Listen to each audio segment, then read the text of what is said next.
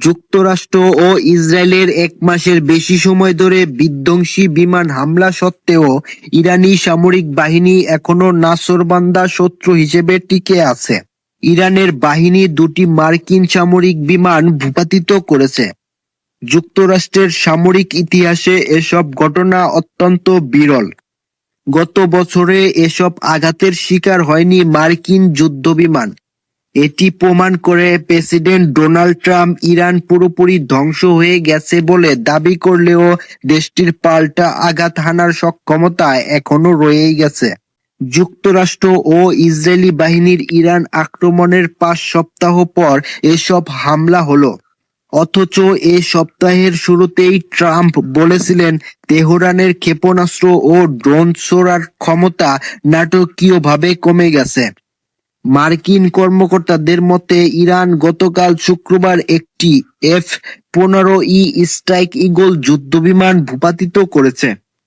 একজন সেনা সদস্যকে উদ্ধার করা সম্ভব হলেও দ্বিতীয় সদস্যের খোঁজে তল্লাশি চলছে।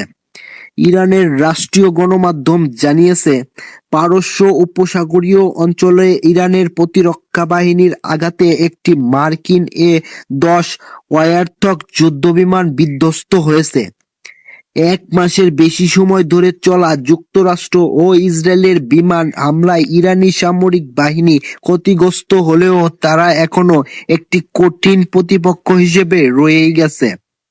ইরানের ইসলামী রেভলিউশনারি গার্ড কোর IRGCর প্রকাশিত ভিডিওতে দেখা গেছে মার্কিন যুদ্ধবিমানগুলোতে আঘাত করা ভূমি থেকে আকাশে নিক্ষেপণযোগ্য ক্ষেপণাস্ত্রগুলো প্রথাগত রাডার ট্র্যাকিং এর বদলে অপটিক্যাল ও ইনফ্রারেড সেন্সরের মাধ্যমে লক্ষ্যবস্তু শনাক্ত করেছে।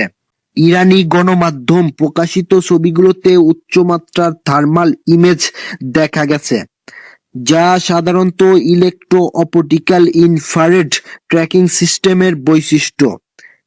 যুক্তরাষ্ট্র ইসরায়েলি নিখুঁত হামলায় ইরানের বেশিরভাগ রাডার চালিত ক্ষেপণাস্ত্র ব্যবস্থা সম্ভবত ধ্বংস হয়ে গেছে। তাই ইরান এখন প্যাসিভ সেন্সরের ওপর অনেক বেশি নির্ভর করেছে, যা বিমানের ইঞ্জিনের তাপ ও বাতাসের ঘর্ষণে তৈরি হওয়া তাপ শনাক্ত করতে পারে। একটি ইনফ্রারেড সিস্টেম রাডার ছাড়াই ইঞ্জিনের বিকিরিত তাপ শনাক্ত করে বিমানের ওপর লক্ষ্য স্থির করে।